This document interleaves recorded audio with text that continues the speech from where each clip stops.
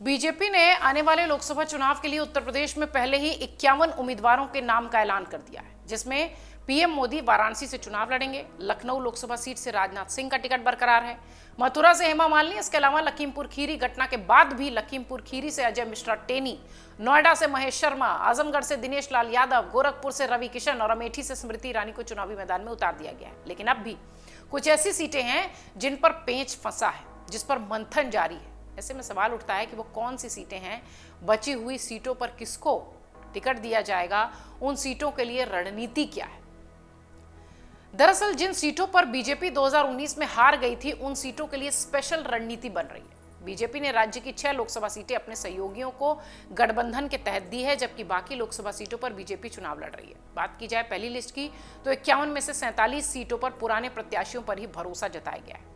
अब किन सीटों पर सोचने को मजबूर हुई है बीजेपी, ये भी आपको बता दें। बीजेपी बची हुई सीटों पर प्रत्याशियों को लेकर मंथन कर रही है। इस बीच यूपी की गाजीपुर सीट पर चर्चा ज्यादा हो रही है। इसकी एक वजह यह भी है कि 2019 में जब यूपी में पीएम मोदी की लहर थी, तब भी यहां बीजेपी को हार का सामना करना पड़ा था। बीजेपी के मनोज सिन्हा को मुख्तार अंसारी के भाई और बसपा के अफजाल अंसारी ने हराया था। दरअसल मोदी सरकार के पहले कार्यकाल में गाजीपुर से बीजेपी सांसद मनोज सिन्हा को पहले रेल राज्य मंत्री बनाया गया, फिर उनका कद बढ़ता चला गया। उन्होंने संचार मंत्री के तौर पर स्वतंत्र प्रभार की जिम्मेदारी संभाली। 2019 के चुनाव आते आते उनकी गिनती पार्टी के बड़े नेताओं में होने लगी। मनोज सिन्हा हाईकमान के पसंदीदा लिस्ट में आते थे। बीजेपी ने 2019 के चुनाव में फिर से उन्हें गाजीपुर से उम्मीदवार बना दिया, लेकिन इस बार बीजेपी का यह दाव उल्टा पड़ गया। गाजीपुर सीट से मनोज सिन्हा हार गए। यही वजह रही कि इस सीट को लेकर खूब चर्चा हो रही है।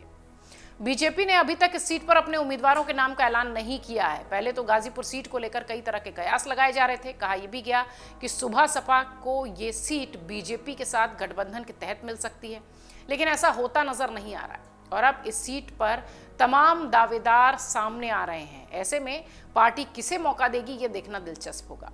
आपको बता दें कि बीजेपी ने पहली सूची में उत्तर प्रदेश के 51 सीटों, पश्चिम बंगाल की 26, मध्य प्रदेश की 24, गुजरात की 15, राजस्थान की 15, केरल की 12, तेलंगाना की 9, असम की 11, झारखंड की 11, छत्तीसगढ़ की 11, दिल्ली की 5, जम्मू कश्मीर की 2, उत्तराखंड की 3, अरुणाचल प्रदेश की 2, गोवा, त्रिपुरा, अंडमान और दमन द्वीप की 1 सीट पर उम्मीदवार घोषित कर दिए हैं।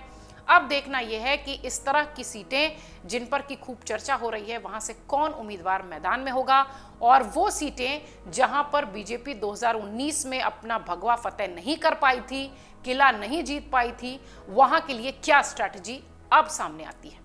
अगर आप ये वीडियो YouTube पर देख रहे हैं तो हमारे चैनल को सब्सक्राइब करें और बेल आइकन को दबाना ना भूलें। अगर आप Facebook पर ये वीडियो देख रहे हैं तो हमारे पेज को लाइक करें।